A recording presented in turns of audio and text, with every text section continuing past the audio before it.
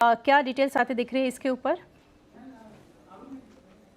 देखिए, सबसे बड़ी बात और सबसे महत्वपूर्ण बात इस सर्वे में ये निकल कर आई है कि सूत्रों के हवाले से भले ही हम कह रहे हों, लेकिन सर्वे लोकसभा में टेबल कर दिया जा चुका है और सर्वे की कॉपी हमारे हाथ में है और उसमें जो है वो उसके मुताबिक वही बातें जो हम लोगों ने 8 बजे सुबह अपने दर्शकों को बताई थी, वही बातें अब जो है सर्वे में निकल कर सामने आई है कि कारोबारी साल 2024 और 25 के लिए जीडीपी ग्रोथ जो है 6.5% से लेकर के 7% तक रहने वाला है।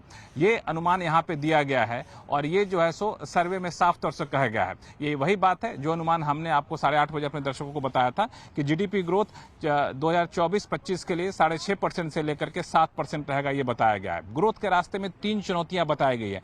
अंतर्राष्ट्रीय हालात अच्छे नहीं है, इंटरनेशनल ट्रेड यानी एक्सपोर्ट के मोर्चे पर चुनौती रहेगी और दूसरा कि कई इलाकों में मानसूनी बारिश अच्छी तो हुई है लेकिन असंतुलित हुई है, इसकी वजह से कृषि क्षेत्र पर बहुत ज्यादा जोर ना दें।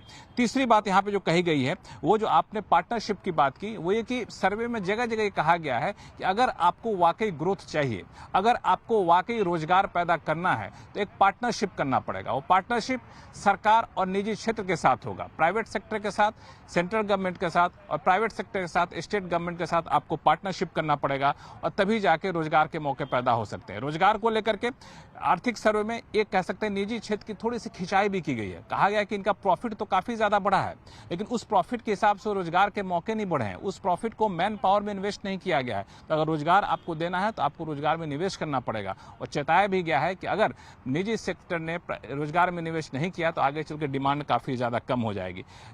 एग्रीकल्चर पे बता दूं संक्षिप्त में, एग्रीकल्चर पर खास फोकस किया गया है। कहा गया कि अब एआई की वजह से सर्विस सेक्टर में ग्रोथ थोड़ा सा मॉडरेट रहेगा, एग्रीकल्चर को फोकस करिए, एग्रीकल्चर को आप जो है सो ग्रोथ का इंजन बनाइए।